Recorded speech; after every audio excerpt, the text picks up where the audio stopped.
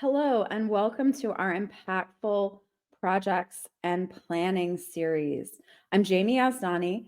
In today's session, we'll talk about ways to evaluate project success. So, what is project success? How do we know that a project has been successful? So, is it if we've delivered everything we've promised? Is it if our users or clients are happy with and can actually use what we've delivered? Or is it if the team worked well together and different voices were included? So, success can mean a yes to all of these questions and more. So, one of the first steps in evaluating project success is understanding what success means for your organization and your project. Some common measures of project success in mission driven environments include that the project and project deliverables were completed on time and under budget, which may also mean meeting grant or other funding requirements. That the promised deliverables meet established quality measures, and that the deliverables are usable and users are satisfied with them.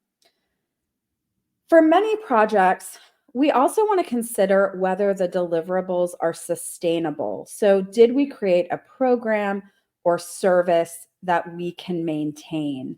What are the long term impacts on our community and our users?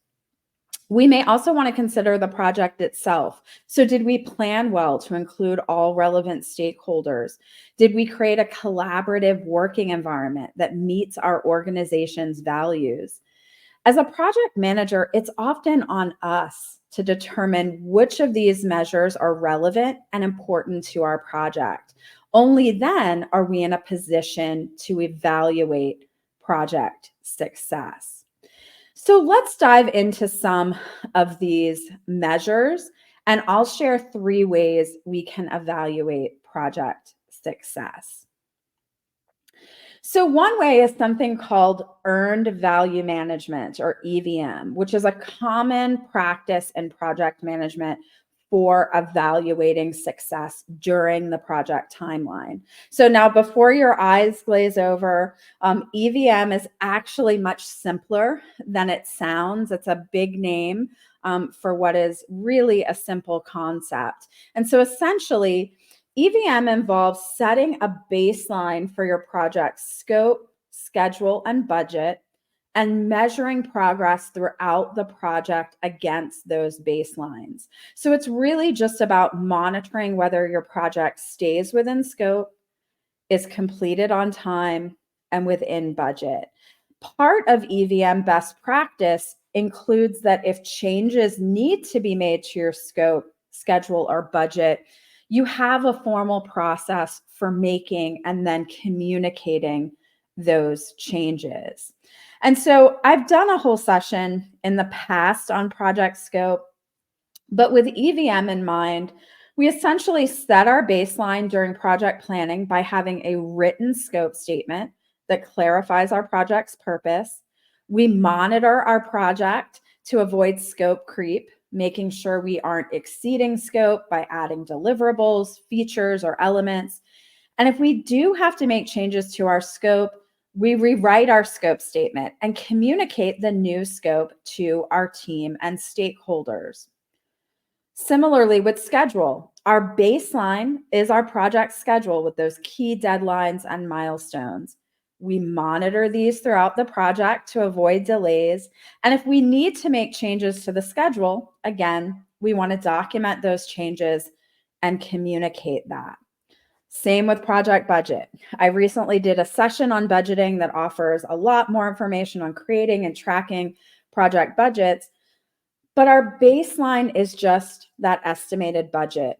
We track our spending throughout the project and we document and communicate any changes. So do note that EVM goes beyond just setting a plan or baseline and monitoring progress. It also asks that we document changes and communicate those so it's clear where we've deviated from our plan.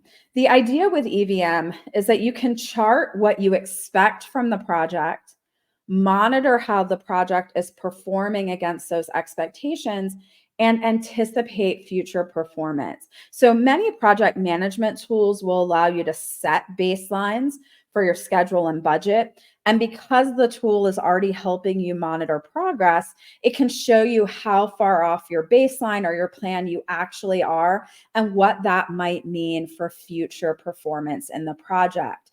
Now, for a great many mission-driven projects, this level of reporting may not be necessary, but earned value management is still important to consider when evaluating project success. At its core, EVM is about making sure we are monitoring project progress so that we can mitigate any delays or problems and make changes to our plan as needed. So, planning for and paying attention to scope, schedule, and budget are usually critical to project success. And so they are a way of evaluating project success throughout the project timeline. Another way to evaluate project success is by establishing quality measures for your project's deliverables. What quality measures to use will depend on your project and deliverables, of course. Now, for many projects, a quality measure might be a key element or feature that must be included in a deliverable or deliverables. There might also be industry standards, government regulations, acceptance criteria that the deliverables must meet, or we may be planning to test our deliverables with users and get their feedback. As an example, for a project to develop training, we may assess our training materials deliverable by a list of topics the training must cover. We may also assess the training materials and our delivery methods against accessibility standards. And we may plan to do an attendee satisfaction survey after a demo training session to measure satisfaction with the training. So for many mission-driven projects, these quality measures may be part of your funding or grant requirements. If there are quality measures that are commonly used to assess project deliverables in your organization, I recommend creating a quality assessment template. So this could be a simple checklist or a rubric to help your project managers determine how project deliverables meet standards, criteria, or regulations. If you typically assess quality by gathering user or stakeholder feedback, sample surveys or forum questions could also be shared as a template as well. Another way to evaluate project success is through project retrospectives. And so project retrospectives or debriefs involve considering what went well during a project and what didn't to determine our lessons learned so that we can apply those lessons to other projects and initiatives. While there are a lot of approaches out there to conducting retrospectives, I often recommend that project teams and key stakeholders at least consider the following questions. So first, what did we set out to accomplish? So what was it that we were planning to do when we started this project? What did we actually accomplish? So what was it that we ended up doing? What went really well? So what were the things that went exactly as planned? What was really easy? What were our successes during the project? And finally, what would we do differently next time? And so this question often leads us to what didn't go so well. So points of failure, delays, miscommunications, or ineffective planning. Sometimes the things that didn't go well were outside of our control and we couldn't have planned for it. But often there are things that could be improved if we were doing this project or a similar project again. Project retrospectives can be useful tools for evaluating project success, but we don't have to wait until the end of a project to conduct a retrospective. We can use project retrospectives during the project. So at the end of project phases or iterations to help us evaluate success when we can still make changes. So creating a culture of continuous improvement. If we use standard templates for project retrospectives and document and share those lessons learned across our organization, we can also begin to evaluate our project environment as a whole so that future projects are better informed and managed. While project retrospectives help us consider the past, they're actually very forward thinking, nudging us toward how we can improve future projects and collaborations. So that's a really quick introduction to 3 ways we can evaluate project success across the project timeline. We can use earned value management, or EVM, to set a baseline, monitor progress, and forecast the future of our project's scope, schedule, and budget. We can also measure the quality of our deliverables, and we can conduct retrospectives during and after our project. If you'd like ideas for conducting a project retrospective, download our simple project retrospective worksheet. This free download is available at yazdaniconsulting.com resources. If you need more hands-on support leading and evaluating projects, visit our project solutions page at yazdaniconsulting.com projects to learn about how we can help. Great. So I'm happy to take any questions you have about evaluating project success. Please add them in the comments. I'm going to give folks a few moments to add their questions. There's always a bit of a streaming delay. If I'm not able to answer your question live, I am happy to respond later in the comments. You can also find all of the ways to contact me at yazdaniconsulting.com contact. So do please reach out to me if you'd like to talk about projects.